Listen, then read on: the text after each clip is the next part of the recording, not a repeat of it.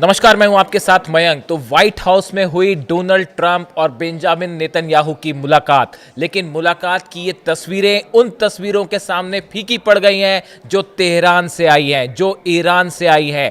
Iran में 150 से ज़्यादा शहरों में करोड़ों लोग सड़कों पर उमड़े और उन्होंने इस्लामिक क्रांति के 46 साल पूरे होने पर ऐसा जश्न मनाया जो शायद इतिहास में पहले कभी नहीं हुआ।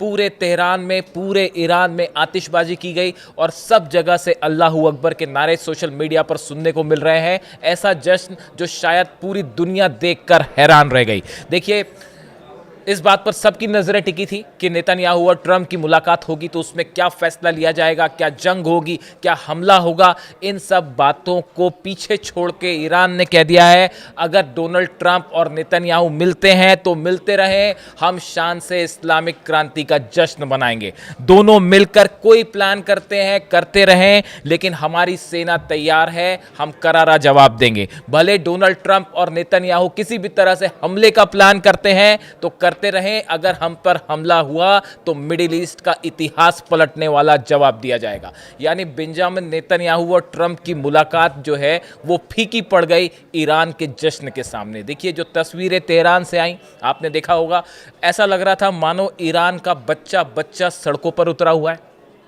हर कोई खामेनी साहब जिंदाबाद के नारे लग रहे थे। देखिए, थोड़े दिनों पहले जो तस्वीरें आ रही थी ईरान से कि लोग प्रदर्शन कर रहे हैं, हिंसा हो रही है, इस तरह का प्रोपेगेंडा चलाया जा रहा था। ईरान ने पहले भी कहा था कि ये जो है एजेंट्स का काम है और ईरान को जो शांति है वहाँ पे उसको भंग करने की कोशिश की जा रही है। और आज जो तस्वीरें आई उसे देखकर पूरी दुनिया हैरान।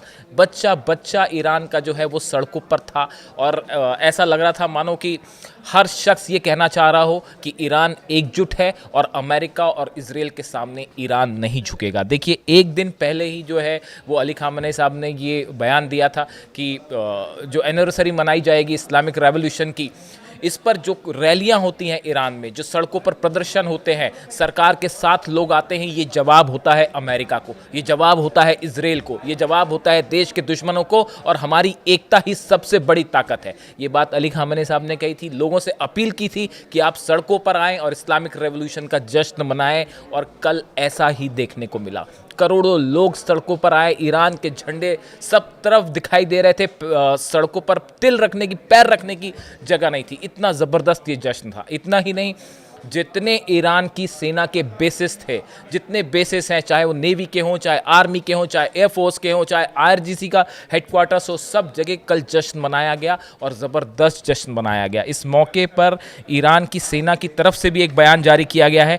ईरान की सेना ने कहा है कि किसी भी खतरे, साजिश और दखलंदाजी के खिलाफ ईरान मजबूती से खड़ा है, ईरान की सेना मजबूती से खड़ी है और दुश्मनों को अब की बार पहले से ज़्यादा करारा जवाब दिया जाएगा। ऐसा जवाब जो दुश्मन हमेशा याद रखेंगे। यानी इस्लामिक रेवोल्यूशन के मौके पर ईरान की सेना की तरफ से भी बड़ा साफ संदेश दिया गया। और देखिए, एक जो इस तरह की बातें थी कि डोनाल्ड ट्रंप और नेतन्याहू की मुलाकात के बाद क्या फ़ैसला होता है या अमेरिका का क्या, अब ये सब बातें जो हैं ईरान ने सबकी चिंता करना छोड़ दिया है। ईरान की 3000 से ज़्यादा मिसाइल्स जो हैं वो तेल अवीव और हाइफा और इजराइल को निशाना बनाते हुए तैनात है।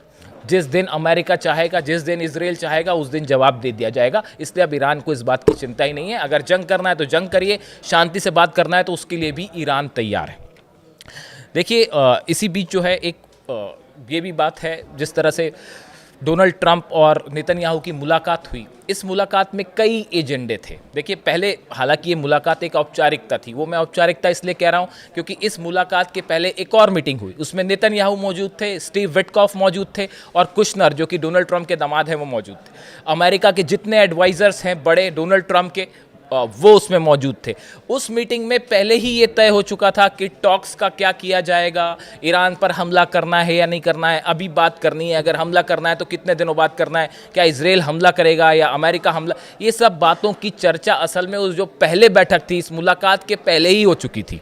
देखिए ऐसा, ये जो मीटिंग थी, ये मीटिंग सिर्फ एक औपचारिकता भर रह गई थी। उसके पहले ही ये प्लान तैयार हो चुका था, जो कि सिर्फ डोनाल्ड ट्रंप को बाद में बता दिया गया। तस्वीरें आई व्हाइट हाउस से, आप देख सकते हैं डोनाल्ड ट्रंप और नेतन्याहू की मुलाकात की। ये 7वीं मुलाकात थी उनकी पिछले कुछ वक्त के अंदर। जब से डोनाल्ड ट्रंप राष्ट्रपति बने हैं उसके बाद से सबसे ज़्यादा जो है वो नेतन्याहू मिले हैं उनसे।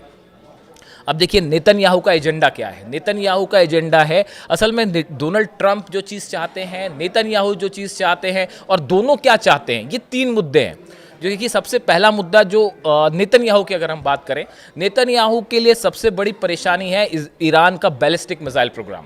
एक के बाद एक दनादन मिसाइल्स बन रही हैं, और अब तो ये कहा जा रहा है कि हर महीने 300 से 400 मिसाइल्स ईरान बना रहा है।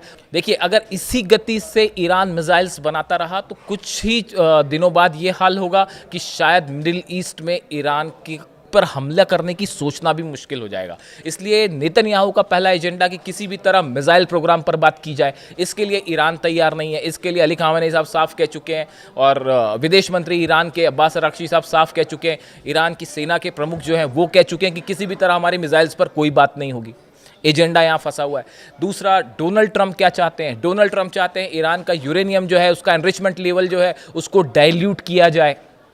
ईरान से इस तरह के कुछ संकेत आए कि ईरान इसके लिए राजी हो सकता है, बशर्ते पूरे सैंक्शंस हटा लिए जाएं। ये अपने आप में चर्चा का एक मुद्दा है।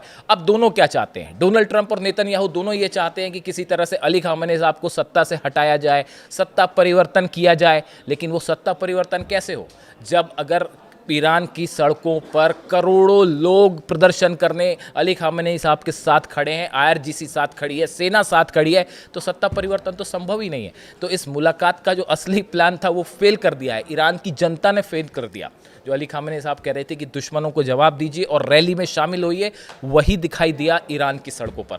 और ये जो मुलाकात थी, इस मुलाकात का जो एजेंडा था, असली एजेंडा जो सबसे बड़ी प्रायोरिटी है कि किसी तरह ईरान में सत्ता परिवर्तन हो, उसी को जो है फेल कर दिया गया। अब इस मुलाकात के बाद क्या ईरान पर हमला होगा? क्या कोई ऐसा प्लान तैयार हुआ है? इसको लेकर कुछ वक्त लगेगा ये समझने में कि अब अमेरिका ने जो डिप्लॉयमेंट किया है, इस डिप्लॉयमेंट का आगे क्या किया जाता है। बात दूसरे दौर की होना तय है। देखिए बात होगी, ईरान ने कभी मना नहीं किया। अली लारिजानी साहब जो है खुद ओमान गए, उन्होंने ओमान में बात की है, जो प्रतिनिधि है उनसे बात की है, ओमान के विदेश मंत्री से बात की कि आगे क्या किया जा सकता है। ईरान ने अपना पक्ष भी सामने रखा है, यानी बातचीत ज़रूर होगी। लेकिन सवाल ये है कि क्या बातचीत के बीच किसी तरह का हमला होता है ईरान पे? डोनाल्ड ट्रंप और नेतन्याहू के बीच ऐसा क्या प्लान तैयार हुआ है जो ईरान के खिलाफ होगा? इस पर नज़र बनाए रखने की ज़रूरत है, और ये देखना होगा कि अगले चंद दिनों में क्या डेवलपमेंट होता है ईरान की तरफ से और अमेरिका की तरफ से, ताकि ये समझ आ सके कि ये मामला जंग की तरफ जा रहा है या किसी तरह का समझौता हो रहा है। लेकिन इसी बीच ईरान से जो तस्वीरें आई, तेहरान से जो तस्वीरें आई, वो इस्लामी शान का प्रतीक है, इस्लामिक क्रांति की जीत का प्रतीक है। इससे जुड़ा जो भी अपडेट होगा आप तक पहुँचाऊँगा। Thank you so much.